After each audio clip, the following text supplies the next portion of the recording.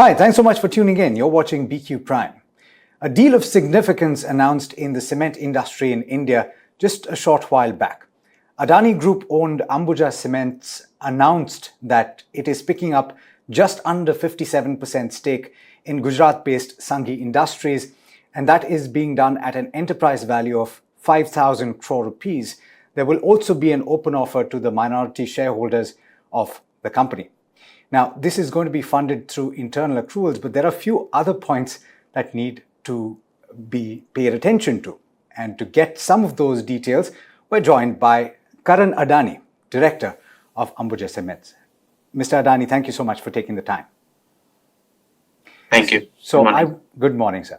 So I will ask the most important question. I think most of our shareholders are also wondering this. This is probably something they've been thinking about for some time. What was the rationale behind the deal and how soon will it be completed?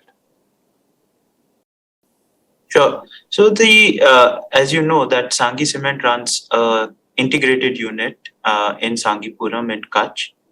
It is 6.6 million ton per annum of clinker capacity. It has 1 billion ton of limestone reserve. It also has a captive port. And the biggest, I would say, the pull for us was that we would be able to transport clinker as well as bulk cement through the sea route. If you go back in the history, if you see Ambuja's success was of revolutionizing cement movement through sea route, and that is what we are looking to recreate in Sanghi. And through this asset.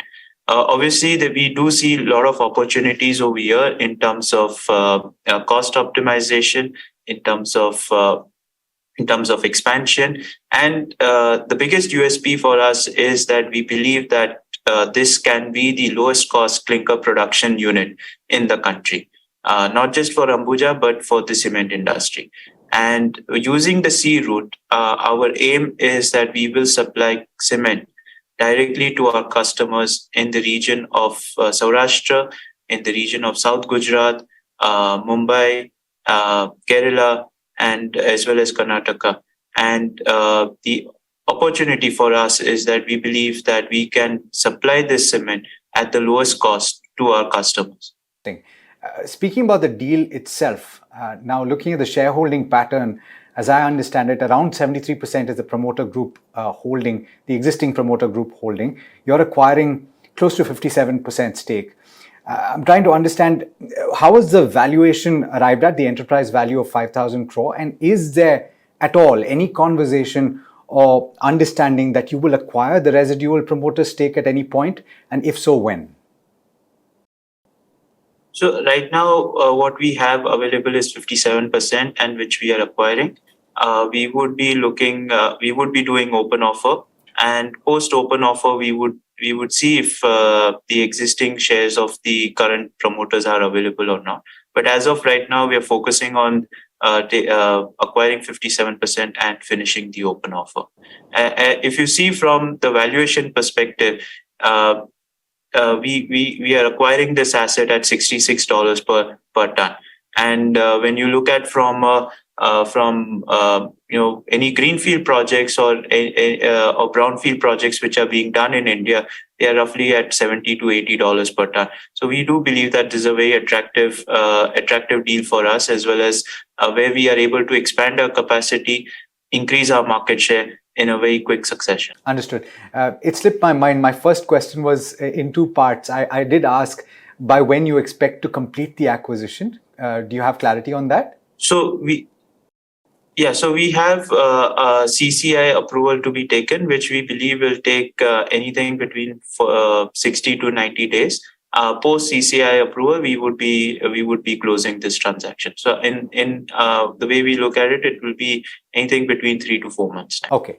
Now, the last point that I would like to address, and you've kind of alluded to this when you spoke about the strategic value of this particular acquisition, you have a plan to increase capacity significantly over the next 5 years, and this is well known in the market.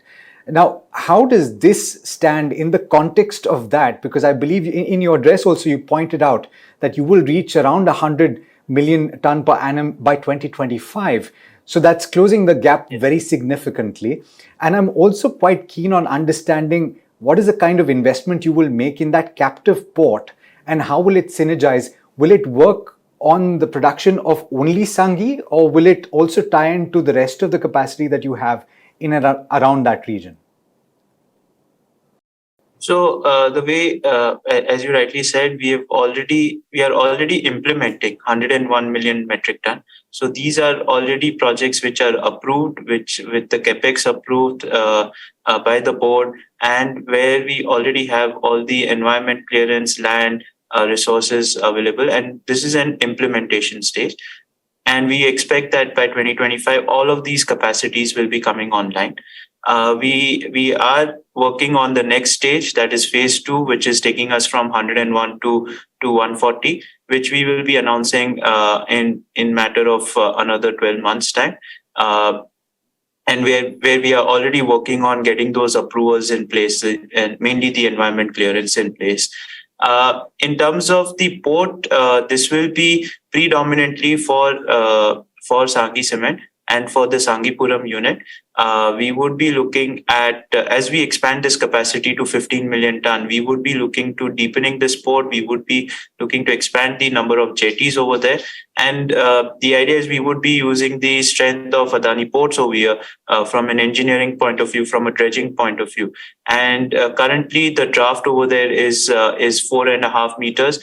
Our target is to take it up to 12 meters, so we can bring in vessels sizes of anything between 10 to 15,000 DWT in near future. If you allow me one last question, because this is something that has occurred to me as well, and I'm sure a lot of other people are thinking about this. You have 3 unique brands. Will they continue to operate under those existing brands?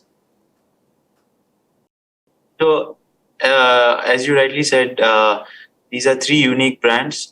These brands have history, they have recognition, and if you see, ACC is a legacy brand. Ambuja is a brand of strength, and Sanghi has a very strong presence in Gujarat market. We would be looking to run at least Ambuja and ACC. We would be running independently, and we will be investing heavily on both these brands. Sanghi brand right now we are planning to keep, but we will evaluate in a matter of 6 to 12 months time. Mr. Adani, thank you so much for taking the time, and pleasure speaking with you on BQ Prime. Thank you so much.